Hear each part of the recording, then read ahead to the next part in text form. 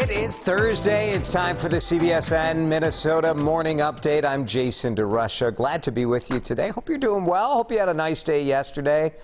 Ooh, I was at a youth soccer game. I know you're surprised to hear that. Jason, you were at a soccer game? That's right. This is my life, and I love it. Sort of. It was hot, though, let me tell you. We got up into the upper 80s yesterday. It's going to be the same drill today. Here's our Twin Cities forecast. Lots of sun, back to the heat.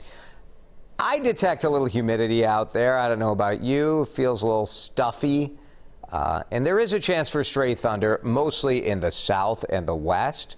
So keep an eye out for that. I do want to show you the 7-day forecast, if I can get to it here. There we go. Because Father's Day weekend, and for a lot of us, well, I shouldn't say a lot of us, for a lot of you, Thursday is the last work week when we get into those summer Fridays. It's just going to be hot again tomorrow. The weekend looks pretty good, right? Temperatures cool a little bit, but we are watching a chance for storms on Sunday, Father's Day. Yep, Father's Day afternoon, that grill out or outdoor picnic might be a fail on Sunday. So we'll keep an eye on that as we get closer, but that's sort of where we're at right now. The heat here is legit, but it's nothing like what we're seeing in the western parts of the United States. Texas, California, Arizona, Vegas, Palm Springs, California, 113 degrees yesterday. Boof. Broke a record of 120 on Tuesday. In Texas, you know, remember Texas has their own like power grid operator. It's like a private company, sort of a weird deal out there, but they're asking residents to keep their thermostats set at 78 for the rest of the week, so they don't have rolling brownouts in Texas. 78, is that too warm for you? So we're wondering, where do you have your thermostat set during the summer? Maybe you have an overnight temperature and a during the day temperature.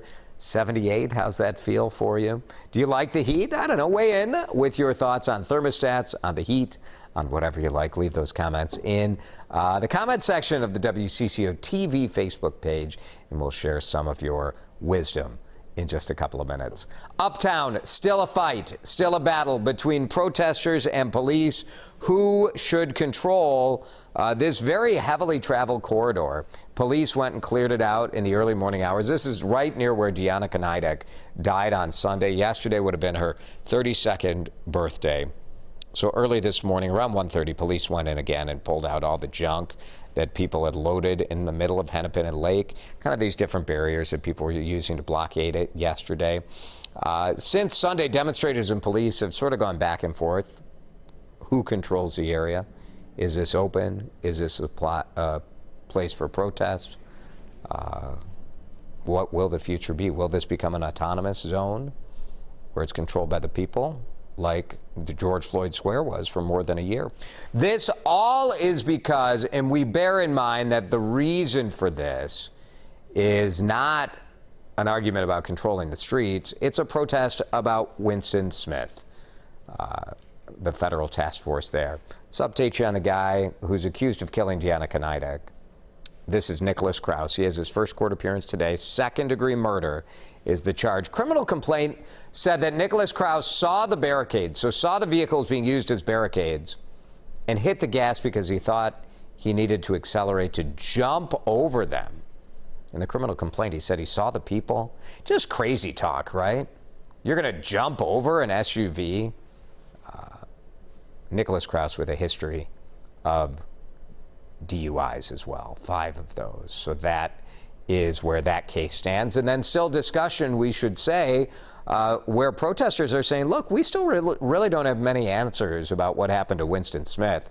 The BCA, in some search warrants, some documents that we got here at WCCO yesterday, saying that they believe Winston Smith fired his weapon in the driver's seat of that vehicle during the arrest, but with no video and really no other narrative to say, here's what police said, here's what witnesses say, that's where we're at. So people are frustrated and looking for answers. Juneteenth is one signature away from becoming a federal holiday. Juneteenth commemorates June 19th, 1865. The last enslaved African Americans learned they were free. Both the House and the Senate have now passed the bill. In Minnesota, we were the fourth state in the nation to recognize Juneteenth years ago. But many Americans, including Opal Lee from Texas, have been waiting a lifetime for this. This is really an emotional reaction. Watch what she says right after learning the bill had passed. The bill is passed.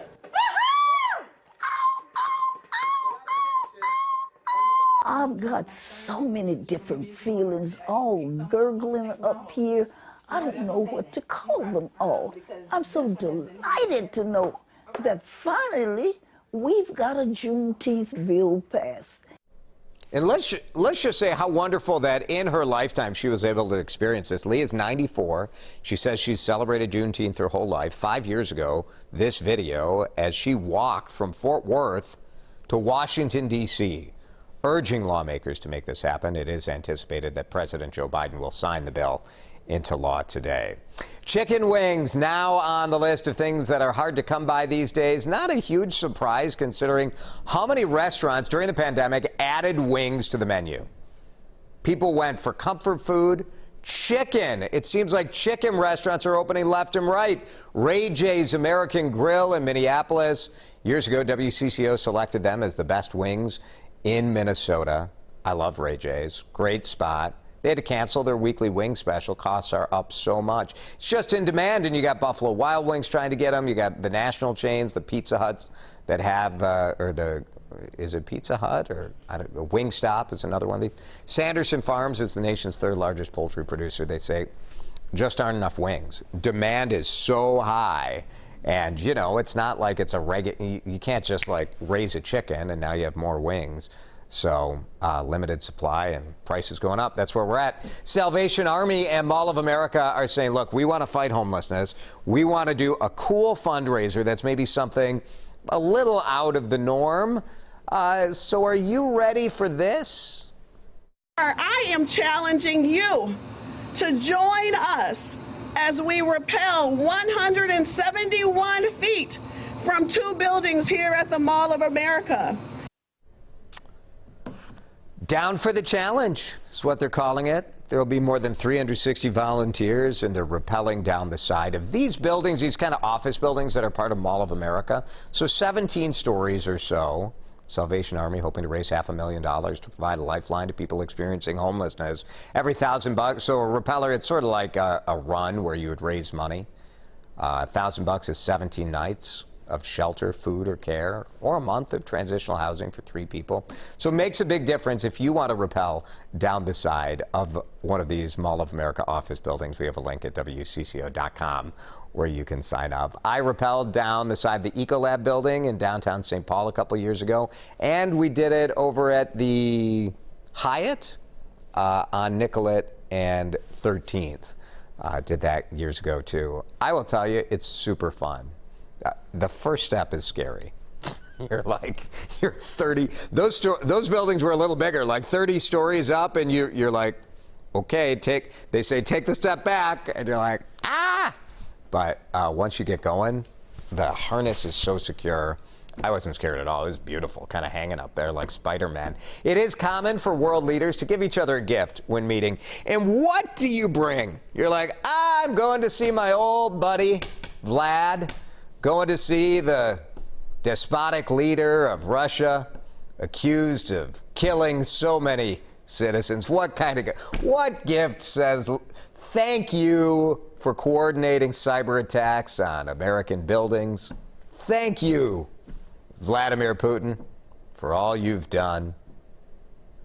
It's a real treat. You got to give him a gift for sure.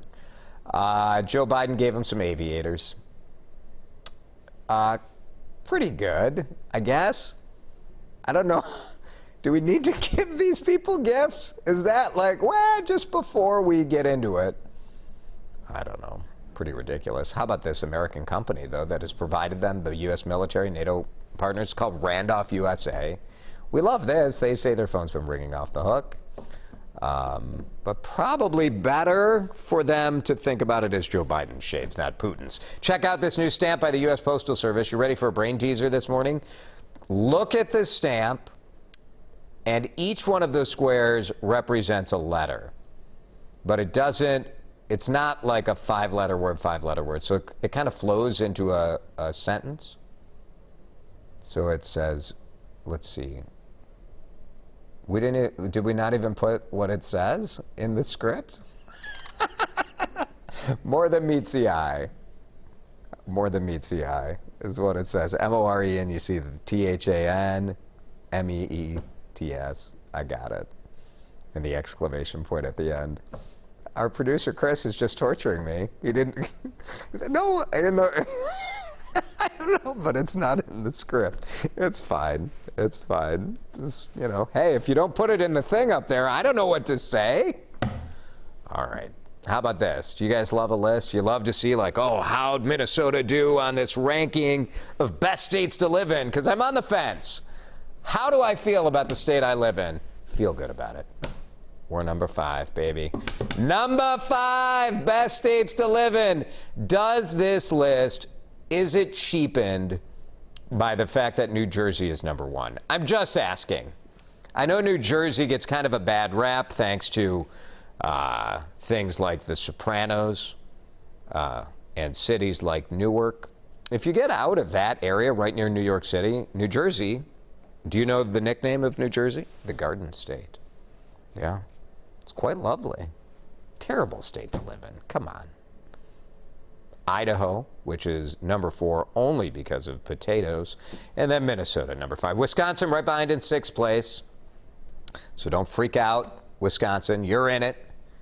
I lived in Wisconsin I went to college there, lived there for 3 years. Great state to live in. Yeah. Iowa? What a joke. Come on. Top 10? Iowa? I lived in Iowa, too. No. Sorry, Iowa. You're a great state. We love you. We appreciate your corn. Top 10 state to live in? Absolutely not. Absolutely not. So there you go. All right, we're going to talk about thermostats. There are certain things that you guys love to talk about, and one of them is this. And today, are we pandering to you by saying, just tell us what your thermostat's at? Yes. Yes, we are. Kimberly, 72 during the day, 64 at night. You know what I go to at night? 80. Very cheap. My house never gets to 80, but I go to 80. See, Pam, my husband, sets it at 78. During the day when I'm awake, 78's too warm for me. Yeah, 75. That's pretty good, Pam. I used to be 76. I've lowered it to 74. I think that's my daytime temperature. Here's Todd. My wife keeps it at 78, and I don't get any say in the matter. That's good, Todd. Good approach. All right. Here's Melody, 69 to 71. Can't go colder than that, but my retired Marine dad has a walk-in fridge at home. Used to sit outside just to thaw out. I like it cold. My wife likes it warm.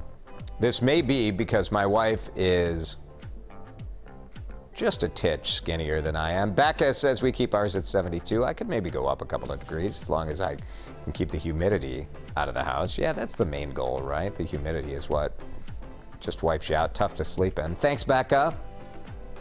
Paul set it at 74 day and night. Just lock her down. Nice and comfortable. Yeah, 74 is good. 80 overnight. How do you guys feel about that? What sort of monster am I? 80. It's fine. You know what? You can take some layers off, right? How many blankets do you need on your bed? That's what I meant. What were you thinking? What were you thinking when I said take some layers off? Thanks for hanging out with us here on the CBSN Minnesota Morning Update. Did you know CBSN Minnesota is your only local streaming news source? We're it, baby. So we appreciate you hanging out with us. We'll see you again tomorrow.